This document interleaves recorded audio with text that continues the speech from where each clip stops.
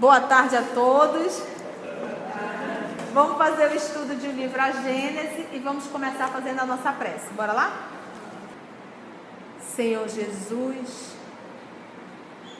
envolvidos na tua paz, acolhido pelos amigos espirituais desta casa, todos nós aqui estamos reunidos em teu nome, sejamos nós os encarnados, como os nossos irmãos desencarnados, todos nós, amado Mestre, com essa disposição, vontade de estudar para melhor servir, estudar para nos aprimorar e cada vez mais, Senhor Jesus, amadurecer e adquirir um pouco mais de saúde espiritual e saúde mental. Nós rogamos, amado, a tua presença, a tua inspiração necessária para que possamos compreender melhor o livro A Gênese. Muito obrigada, amor de nossa vida. Então nós estamos no capítulo 14, explicações de alguns fenômenos considerados sobrenaturais. Estamos estudando vista espiritual ou psíquica, dupla vista, que nós estudamos a aula anterior, pegamos inclusive o livro dos Espíritos, o sonambulismo e sonhos. Tudo isso nós vamos estudar. A dupla vista nada mais é do que a vista da onde? Da alma. Vamos então para o 24? Vou voltar só um pouquinho aqui no parágrafo, no primeiro parágrafo da página 247, só rapidamente para a gente... O espírito, portanto, sente-se feliz em deixar o corpo, como o pássaro deixar a gaiola.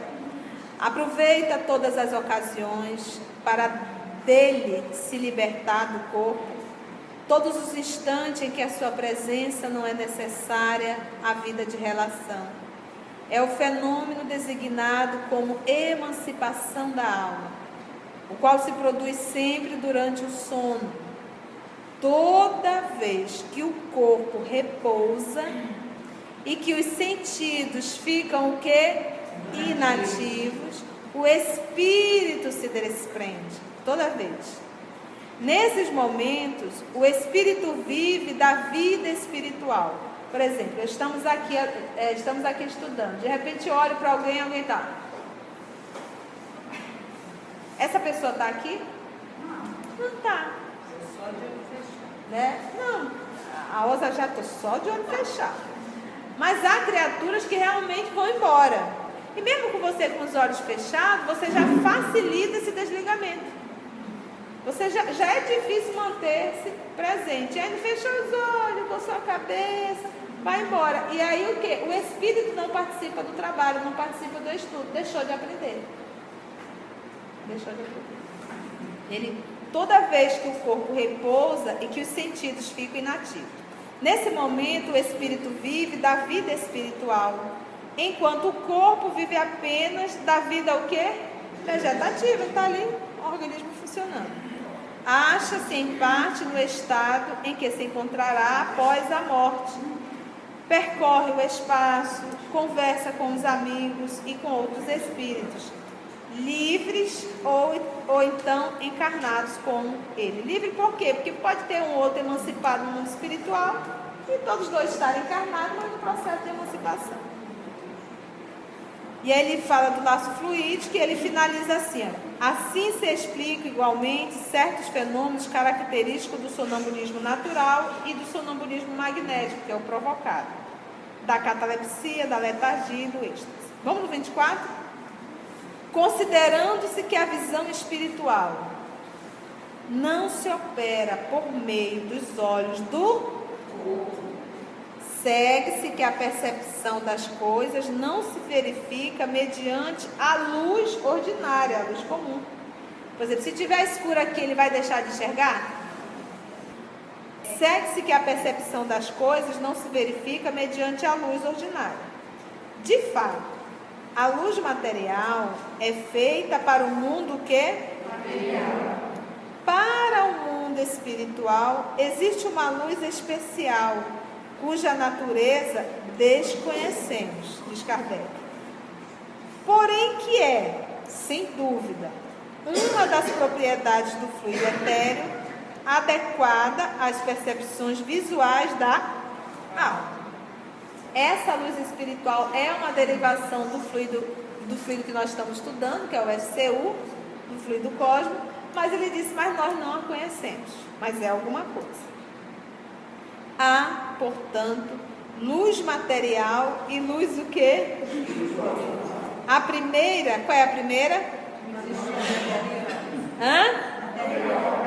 Ela emana de focos circunscritos aos corpos luminosos ao qual conhecemos. A segunda, qual é a segunda? Tem o seu foco em toda parte, sendo esta a razão porque não há obstáculo para a visão espiritual.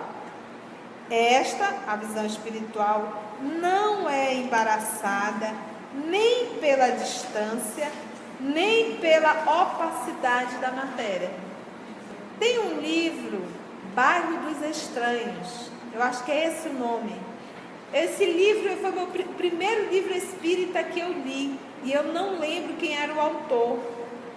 E lá tinha um jovem que era cego.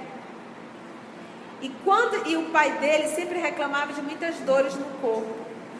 Quando ele dormia, que o corpo adormecia, que ele saía do corpo, ele enxergava toda a casa dele, porque era em espírito.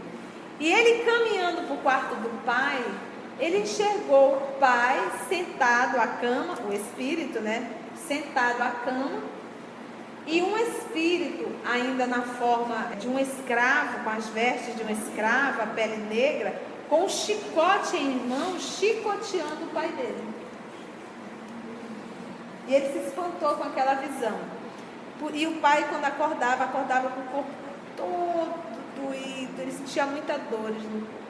Era um escravo vinculado ao pai de uma encarnação em que o pai tinha sido ou proprietário ou um malfeitor, não me recordo. Bora lá mais um tiquinho? Da matéria. Não existindo para ela a obscuridade. Né? O mundo espiritual é, pois, iluminado pela luz espiritual, que tem seus efeitos próprios, como o mundo material é iluminado pela luz o quê? Espírito vai precisar da luz, essa nossa luz aqui, para poder enxergar, eu estando em espírito? Não. É um outro tipo de luz que existe, que tem como, com certeza, a sua natureza é de fluido cósmico, mas que Kardec não sabe explicar. Se Kardec não sabe, imagina nós. Às vezes, numa palestra pública, num estudo mesmo, tem alguns espíritos que não querem que você aprenda. E é por um efeito mesmo magnético, te magnetiza mesmo para te apagar. Tu tá ali, é como se tu tivesse tomado um apaga-leão, que chama, é apaga-leão? É. Pode dar um sossega-leão espiritual e a criatura não emancipou nem nada, mas tá ali. Terminou a reunião, a pessoa acorda, não? Já. Até porque nós que moramos para cá, pro Ocidente, nós já temos uma vida assim muito, a mente muito tumultuada, fazemos muito barulho. Temos muita dificuldade de pensar uma coisa de cada vez. Fazemos sempre tudo muito avexados, com muita pressa, muito tumultuados. A gente acha que isso é sinônimo de presteza, né? Fazer tudo muito rápido, tudo. E não é não, é desorganização mesmo. É coisa de tantã. Somos tantã. Bora lá. 25. Assim, envolta no seu perispírito, a alma traz consigo o seu princípio, o quê? O espírito, ele está aprisionado e contido no corpo. O espírito contido, preso, aprisionado, limitado, dentro, restrito. Vou mudar, ele está restrito ao corpo. Quando no livro dos Espíritos pergunta se ele não está restrito, ele não está aprisionado, porque ele está no processo sempre o quê? Ele irradia. Ele irradia, o Espírito ele irradia. Daí Jesus fala, fazer brilhar a vossa luz. Aí o livro dos Espíritos, quando pergunta, mas ele não está localizado em algum canto, ele diz assim, naqueles que muito pensam. Ele, vamos dizer assim, o Espírito se tem uma localização maior na máquina cerebral, na cabeça. Aqueles que muito amam, está no livro dos Espíritos. Mas o Espírito, ele não está retido, contido, ele está sempre num processo de, não é expansão, é irradiação. Ele está sempre irradiando. Quem está expandindo, quem expande é o corpo perispiritual. Por isso é que ele diz assim, Jesus não precisa estar aqui ao meu lado para ele dar uma comunicação. Basta de onde ele está, ele o quê? Irradiar. Quanto maior o meu processo de evolução, maior o meu o quê? Processo de irradiação. Bora lá. Envolta no seu perispírito, a alma traz consigo o seu princípio o quê? Luminoso, a alma. Quando pergunta do livro dos Espíritos, ele diz, é uma chama, é uma centelha, que vai do colorido opaco, então por aí já mostra, né? Aquela pessoa sem luz, sem brilho, e até ser extremamente luminoso. Daí a frase do nosso Senhor Jesus, fazei brilhar a vossa luz. Fazei, não tem ninguém vai fazer isso por você. Fazei, ou seja, vamos nos moralizar. Trocando em miúdos, te moraliza. Toma jeito, menino. Penetrando a matéria em virtude da sua essência etérea, não há corpos opacos para a sua o quê? Visão. Entretanto, a vista espiritual não tem a mesma extensão, nem a mesma penetração em todos os espíritos. Nós vamos ver isso em André Luiz. Ele está em espírito? Está. O orientador dele está em espírito? Está. Mas tudo que o orientador está enxergando, o André está enxergando? Não.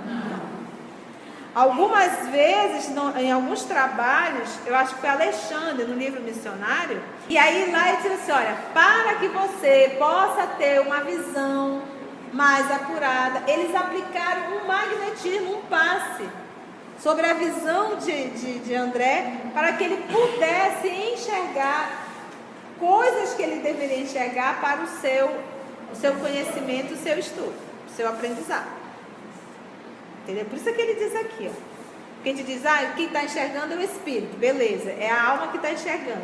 A alma enxerga tudo? Não. Aí vai depender do que? Moral. E por que a gente não enxerga tudo? Gente, por uma proteção. Nós só vamos conseguir adentrar no pensamento do outro quando nós tivermos maturidade o suficiente para lidar com isso. Se quando a pessoa faz assim, ó, a gente já sai de lá, tá vendo fulano? Toda azeda pro meu lado, não sei o que eu fiz. Às vezes a pessoa nem tá azeda contigo, a pessoa tá azeda com ela mesma. Bora lá.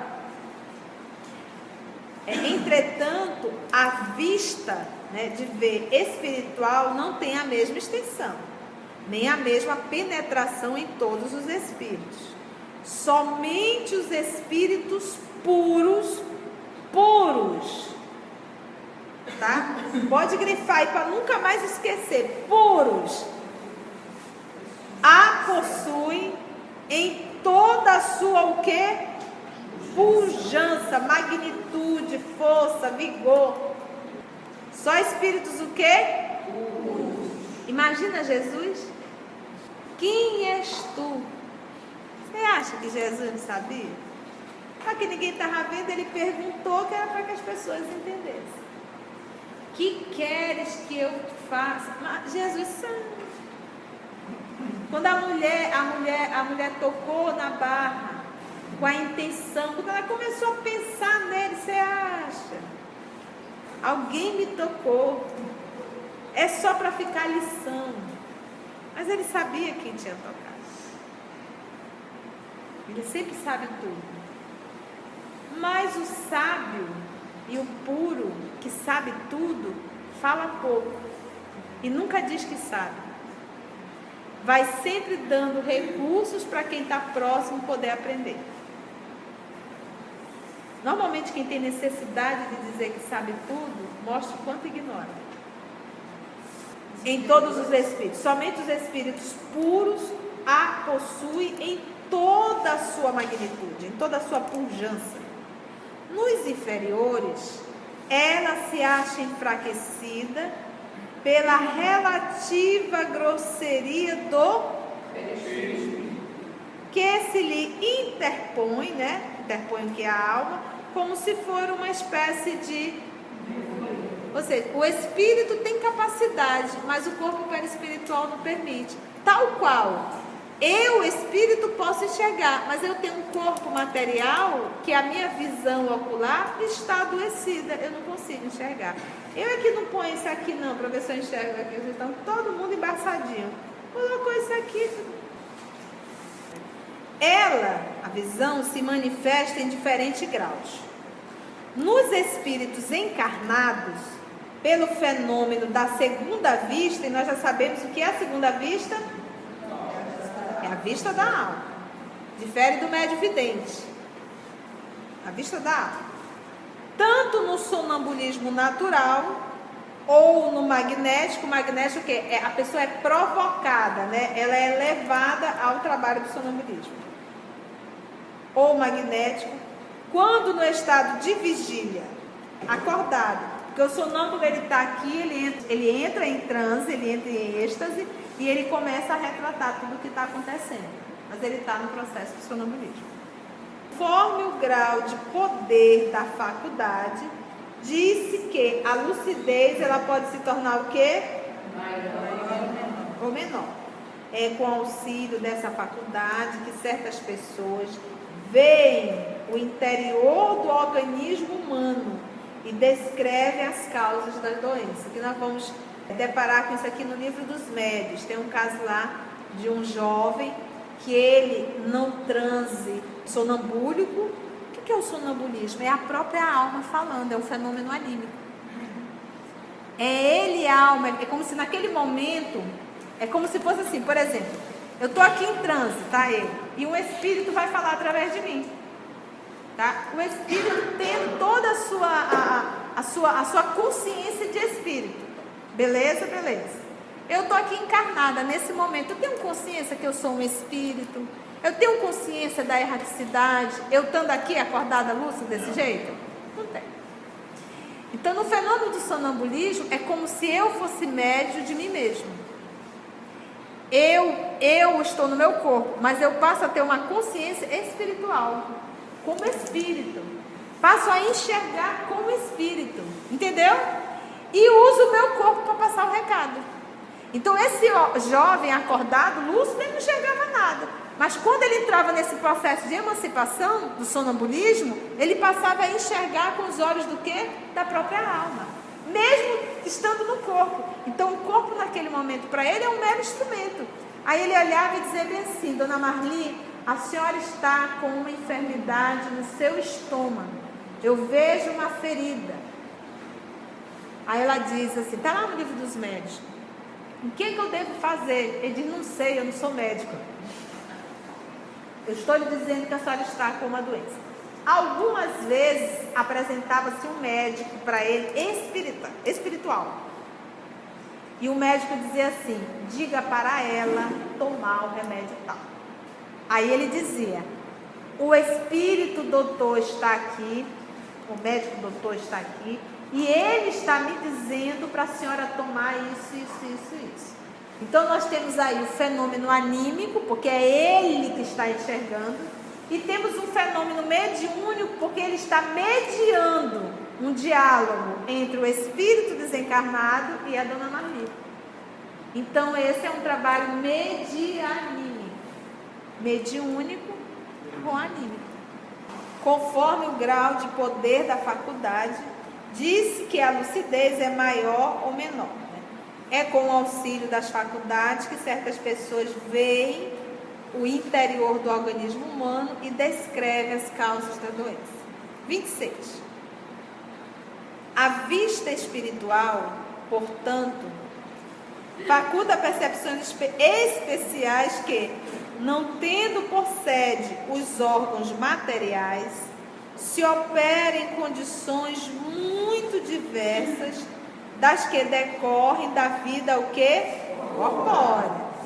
Por esta razão, não se podem esperar efeitos idênticos, nem experimentá-la pelos mesmos processos. Por quê? Efetuando-se fora do organismo, ela tem uma mobilidade, um movimento que frustra todas as previsões. Deve ser estudada em seus efeitos e em suas causas, e não por assimilação com a vista comum, que ela não se destina a suprir, salvo casos excepcionais que não se poderiam tomar como regra. Vamos digerir isso aqui para a gente entender. No finalzinho ele diz o quê? Essa vista espiritual, ela jamais vai substituir a nossa visão. A gente precisa dessa daqui, encarnar, tá? Vamos voltar desde o início para vocês entenderem. Vamos pegar o 26. Ele diz assim: a vista espiritual, portanto, que nós sabemos, a vista espiritual é a vista da onde? Da alma. A criatura está lúcida, ela está enxergando com o quê? Com os olhos da alma. Da lúcida?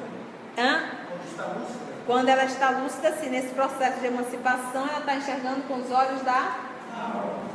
Faculta, permite, dá percepções a ela o quê? Especiais, que quando ela está acordada, ela não consegue enxergar. O caso do jovenzinho, que quando está lúcido, ele até cego é. Quando ele emancipa, ele passa a enxergar a casa dele toda. Inclusive enxergar o espírito que chicoteava o pai. Então, faculta, ele dá percepções especiais que, não tendo por sede os órgãos materiais, porque se eu estou enxergando com os olhos espirituais, não é com os olhos do corpo que eu estou enxergando. A sede não está no organismo, ok? Se operam em condições muito diferentes, das que decorrem da vida o quê? Eu não estou enxergando o que acontece no corpo, eu passo a enxergar o que está acontecendo na vida o quê? Espiritual. A minha visão amplia. Eu passo a enxergar, por exemplo, aqui eu estou enxergando essas 4 paredes, vocês, cadeira e tal, eu estou limitada aqui. De repente, se eu começar a enxergar com os olhos da alma, eu vou ver uma estrutura que nós não estamos vendo com os olhos do corpo. Eu vou ver pessoas participando do estudo que nós não estamos percebendo. Eu posso até ver aparelhos que se encontram aqui para determinadas cirurgias que com os olhos comuns a gente não consegue enxergar, mas com os olhos da alma eu consigo enxergar, emancipar. Se opera em condições muito diversas das que decorrem da vida corpórea. Por esta razão, não se podem esperar efeitos o quê? Idênticos. Nem experimentá-la pelos mesmos o quê? Processos. Até porque, olha, de repente você é um médium, você está enxergando com os olhos da alma. Aí ainda há pouco nós perguntamos, todos enxergam a mesma coisa? No mesmo grau? Não. Então eu posso até, olha, a Rosa está enxergando com os olhos da alma, a Ana está enxergando com os olhos da alma. Mas cada um está em um grau evolutivo, cada um vai alcançar até um certo nível. Então você às vezes pode dizer, quem está enxergando isso e tu aquilo, e agora? Um enxerga azul e outro enxerga amarelo. Quem está mentindo? Quem está viajando na maionese? Ou elas estão em graus diferentes, uma alcança isso e a outra alcança aquilo. Porque mesmo eles estando no mundo espiritual, eles conseguem enxergar tudo? Não conseguem. Quantas vezes a mãe de André Luiz foi até ele, visitou e ele não enxergou? Aprisionado ali naquela loucura. Só espírito puro, que foi o termo que ele usou, consegue realmente abranger tudo. E por quê? Porque ele tem condições morais para administrar tudo que ele enxerga. E lembra sempre, é uma proteção divina. Se eu enxergar tudo e não saber administrar isso, vai ser um desastre. Por esta razão, não se podem esperar efeitos idênticos, nem experimentá-la pelos mesmos processos. Efetuando-se fora do organismo, ela tem uma mobilidade que frustra todas as previsões, que não tem como prever, vai depender deve ser estudada em seus efeitos e em suas causas, e não por uma assimilação. Olha, a Ana, a Osa, enxergando, vamos ver, não. Cada caso é um caso. Não por assimilação com a vista comum, nem fazendo um comentário. Porque essa vista comum, que é aquilo, olha, aqui eu estou enxergando 4 paredes, 150 cadeiras, isso e aquilo outro. Vamos ver como é o mundo espiritual. Não tem nada a ver, não tem como fazer esse processo de assimilação. Deve ser estudada em seus efeitos e em suas causas, e não por assimilação com a visão comum, ordinária, que ela não se destina a suprir. Essa visão espiritual nunca vai suprir a visão de ordem material, ao qual nós necessitamos. Por exemplo, o rapazinho, ele era cego, mas quando ele estava lúcido, acordado, ele não tinha como usar a visão espiritual. Então a visão espiritual não vai suprir a visão orgânica, entendeu? Não tem como substituí-la. Que ela não se destina a suprir a visão física, salvo casos o que?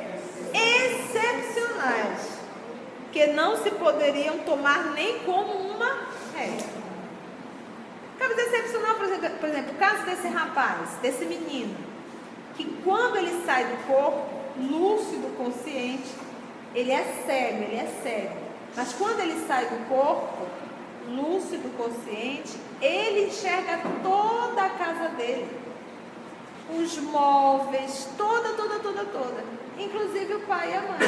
Isso é um caso raro? Você já ouviu o cego contar? É raro, filho, é excepcional. Você não vê cego dizendo, não, à noite quando eu durmo, eu saio do corpo, enxergo tudinho e volto e lembro de tudo isso. Até porque ele sai do corpo todas as noites. E o espírito não está, talvez, né? Porque às vezes está tão arraigado, que até está tão gravado, que a pessoa, inclusive saindo do corpo, continua achando-se cego. Isso sempre vai depender do nível moral desse espírito.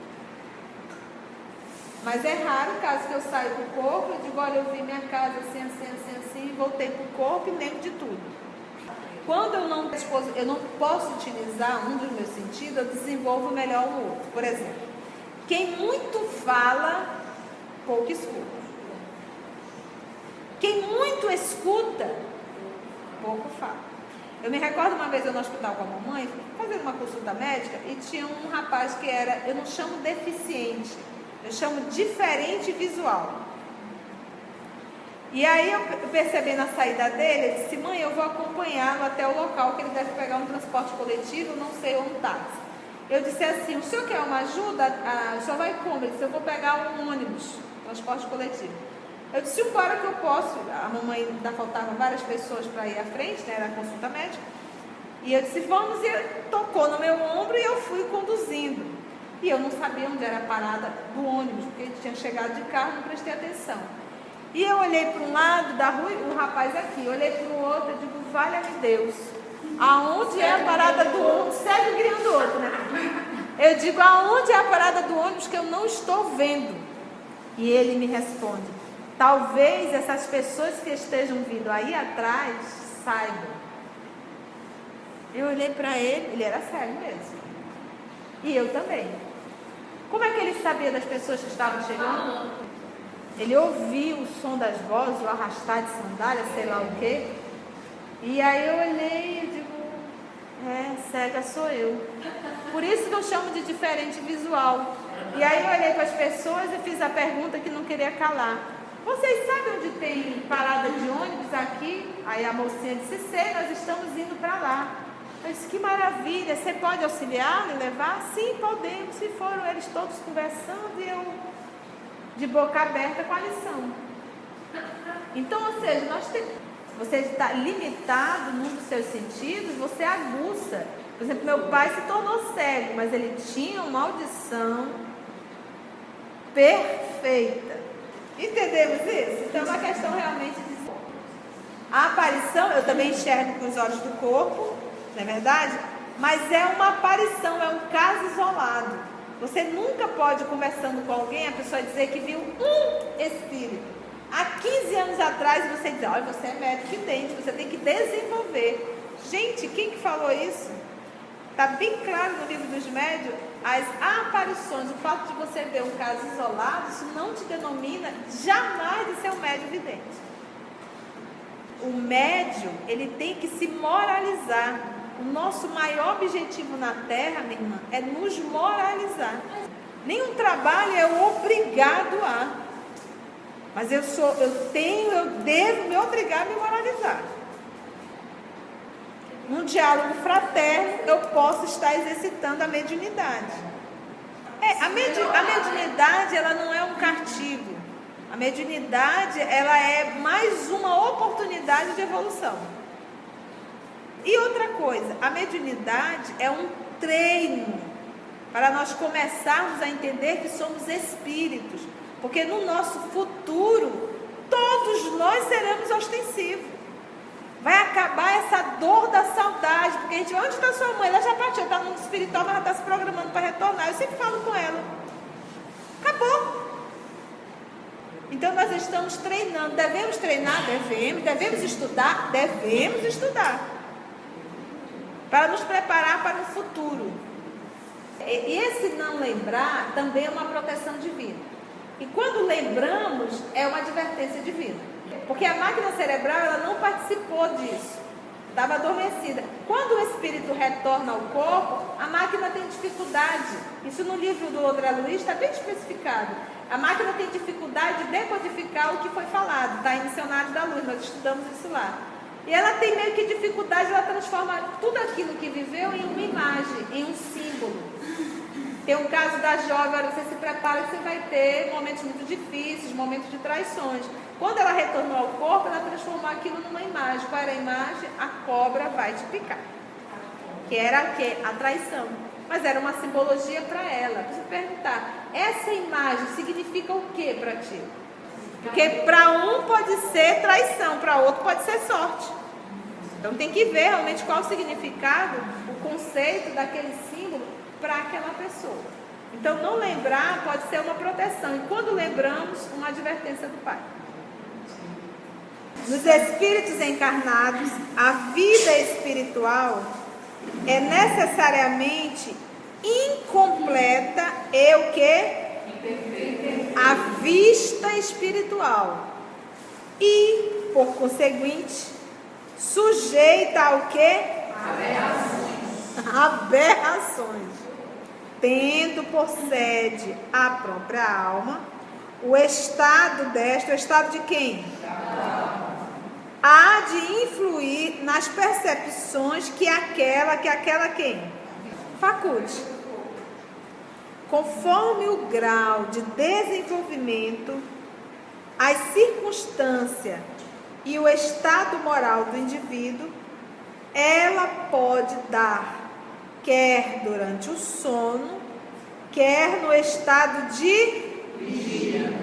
Primeiro, a percepção de certos fatos materiais e reais, como o conhecimento de alguns eventos que se passam a grande distância, os detalhes descritivos de uma localidade, as causas de uma doença e os remédios adequados para o seu tratamento. Segundo, a percepção de coisas igualmente reais do mundo espiritual, como a própria presença dos espíritos. Terceiro, imagens fantásticas criadas pela o quê? Análogas, iguais às criações fluídicas do pensamento. Ele diz que nos espíritos encarnados, a vista espiritual, segunda vista, né? É necessariamente o que? Nos encarnar. Como consequência disso, né, por conseguinte, sujeita a aberrações. Então eu posso estar dizendo que está vendo uma coisa e não estou o quê? É fruto do quê? Da imaginação. Tendo por sede a própria alma, né? A própria alma, o estado da alma há sempre de influir nas percepções que aquela vista vem a facultar.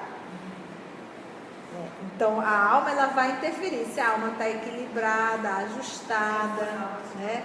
Moral, isso vai. Como também se tiver desajustada, também vai influir. Vai enxergar bicho de 7 cabeças e não sei o que, por aí se vai. Fantasiando. Conforme o grau de desenvolvimento,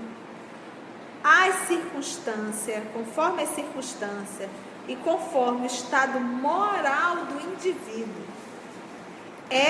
a visão, pode dar, quer durante o sono, quer também no estado de vigília, acordado.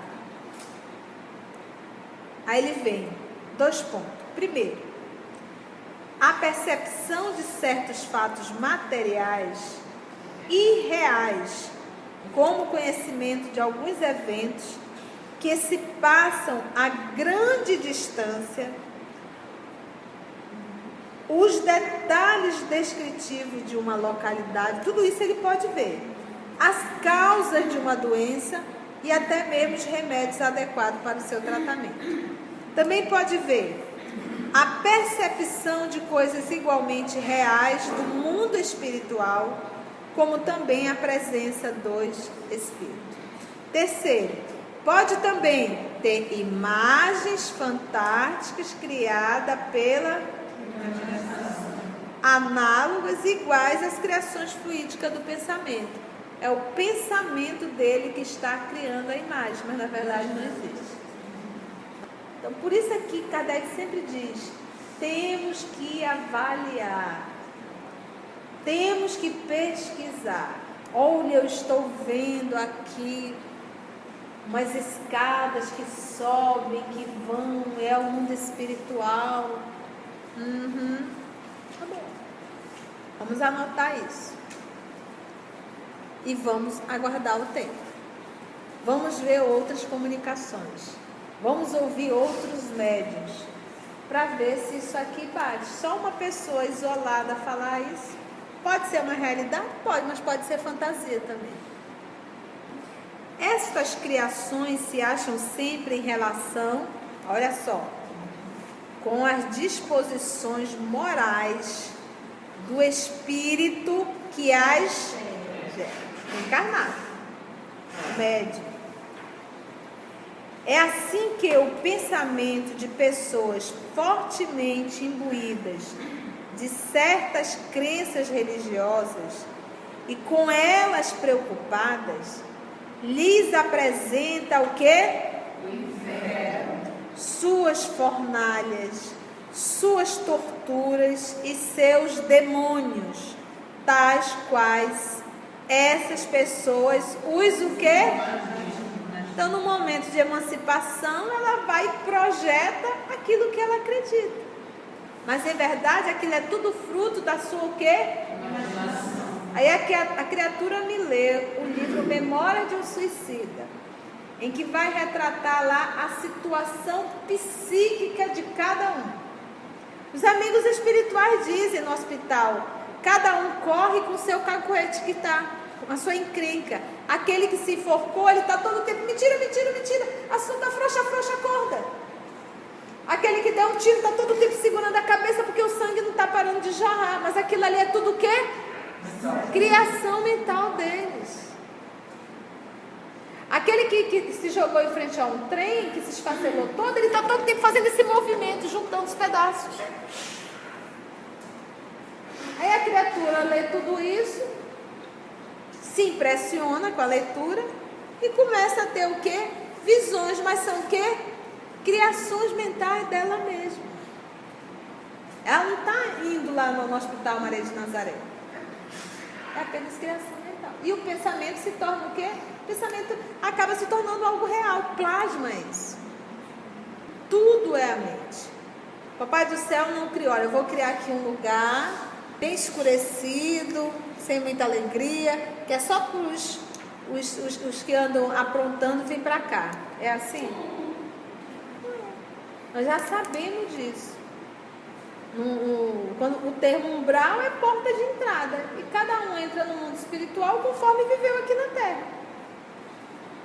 Cada um dentro das suas loucuras, aprisionado na sua própria consciência, visualizando aquilo. E a gente vê isso mesmo encarnado. Você pode estar num quarto, num lençol de não sei quantos fios, numa casa belíssima, e estar vivendo um verdadeiro inferno interior. Você não consegue enxergar beleza em lugar algum. E se for olhar o espaço espiritual da tua casa, que é resultado da tua condição moral, vai te assustar. Porque você impregna no ambiente que você está inserido as suas vibrações, os seus pensamentos. Então existe um umbral lá aguardando a gente? É um erro dizer, eu vou para o umbral. Como que vai? Já está. Eu quero ir para uma colônia maravilhosa. Já está, ou tal, ou não está. Quando a gente desencarna, a gente só vai ver as companhias que sempre esteve conosco. Nós vamos ver o espaço que sempre convivemos, que sempre estivemos, que é resultado da nossa conduta, da nossa moral, do nosso pensamento. Vamos lá. É assim que o pensamento de pessoas fortemente imbuídas de certas crenças religiosas e com elas preocupadas, lhes apresenta quem? O inferno. Quem mais? Tais quais essas pessoas o quê? Imaginam. Tais quais as pessoas imaginam. Aí ela vai dizer, eu vi o inferno. Aí você diz, você viu? Como é que é o inferno? Né? E a pessoa vai descrever. Mas a pessoa que está ouvindo não parou para pensar que aquela pessoa é católica, ela já leu, ela tem toda uma crença e que pode ser apenas criação mental dela. A mesma coisa no espírita. Eu vi isso, que não sei o que, o espírito se batendo, blá, blá, blá. Ela acabou de ler Memórias de um Suicida e pode ser apenas o quê? Pode ser apenas uma ação da própria imaginação dela. Agora, uma coisa que você não conhece, nunca leu, nunca viu, e de repente vê determinadas imagens, aí há uma probabilidade de realmente você estar enxergando. De certas crenças religiosas, e com elas preocupadas, lhes apresenta o inferno, suas fornalhas, seus demônios, tais quais essas pessoas o imaginaram. Às vezes, é toda uma epopeia, né? Acontecimentos, né? Toda uma história. Os pagãos, né, que eram quem? Era o povo que acreditava em vários deuses, né, o politeísmo, né?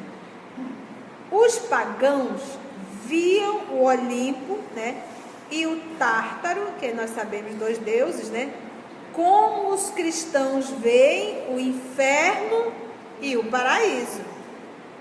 Se ao despertarem ou saírem do êxtase, conservam lembrança exata de suas visões, tais pessoas as tomam como realidades confirmativas de suas crenças, quando tudo não passa de produto de seus próprios pensamentos.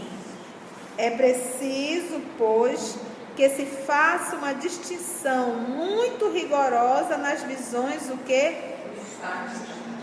Antes de se dar crédito, olha lá, a elas. A tal propósito, o remédio para a excessiva credulidade é o estudo das leis que regem o mundo espiritual. Porque nós queremos aprender, mas por simbiose. Nós queremos evoluir sem fazer força alguma. E a vida é feita de sacrifício. Isso aqui não é o paraíso. A vida é feita de sacrifício. A falta de disciplina, de perseverança no estudo. Então nós temos um estudo sem cobrar absolutamente nada. Nada. Quando a gente tem um pouquinho de consciência, a gente vai por detrás dos panos procurar a coordenação da casa, ou fazemos a cotinha da energia, né? Faz a cotinha da energia, mas é um estudo gratuito. onde alguém de forma voluntária vai facilitando o estudo. As obras não são caras, temos obra básica de 10, 15 reais. Pessoas se predispondo a ensinar, mas nós não queremos aprender. A gente prefere repetir o que alguém falou em uma palestra que a gente assistiu, aleatória, às vezes a gente assistiu uma palestra aqui, outra ali, e sai comentando de forma truculenta e às vezes divulgando o erro. E se considera espírita. A regra do espírito de verdade, quando ele fala dos mandamentos, ele diz: espírita, amai-vos, este é o primeiro mandamento, instruir-vos, este é o segundo. Você imagina o espírito de verdade colocar 2 mandamentos para o espírita, novamente repetindo o amai-vos, que foi o que ele nos ensinou: amai-vos uns aos outros como eu vos tenho amado. Para o espírito de novo mandamento: amai-vos uns aos outros. Espíritas, amai-vos, este é o primeiro mandamento, instruir-vos, este é o segundo. Sem estudo não dá. Os sonhos propriamente ditos apresentam as 3 características das visões acima descritas. As 2 primeiras, que é a percepção de certos fatos materiais e a percepção de coisas igualmente reais do mundo espiritual, né? As 2 primeiras categorias dessas visões pertencem aos sonhos de previsões, pressentimentos e avisos. Na terceira, qual é a terceira? As imagens fantásticas. Na terceira, isto é, nas criações fluídicas do pensamento, é que se pode encontrar a causa de certas imagens fantásticas, que nada tem de real, com relação à vida material, mas que tem para o espírito uma realidade tal que o corpo lhe sente o contra-choque, havendo casos em que os cabelos embranquecem sob a impressão de um sonho. Ele está falando aqui de preocupação, né? A pessoa se preocupa tanto que até os cabelos chegam a embranquecer. Essas criações podem ser provocadas, 2 pontos, pela exaltação das crenças, pelas lembranças retrospectivas do que viveu no passado, por gostos, desejos, paixões, temor, remorsos, pelas preocupações habituais, pelas necessidades do corpo ou por um incômodo qualquer nas funções do organismo. Finalmente, por outros espíritos com objetivo benévolo ou maléfico, conforme a natureza desse espírito. Então, nesse terceiro, que é da própria imaginação, ele foi citando várias situações que podem ser. Por que você imaginou isso? Pode ser algo corriqueiro, uma preocupação do teu dia a dia, pode ser um desejo, pode ser uma vontade, pode ser um medo, pode ser uma insegurança, pode ser uma crença. Ele foi citando várias, porque a pessoa cria, ela visualiza, ela vê, ela passa até aquilo como real e perde inclusive o sono.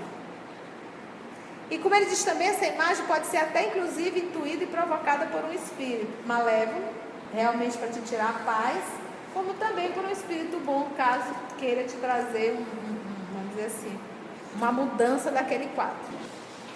Então agradecemos ao nosso Senhor Jesus por mais essa atividade, até o nosso próximo encontro.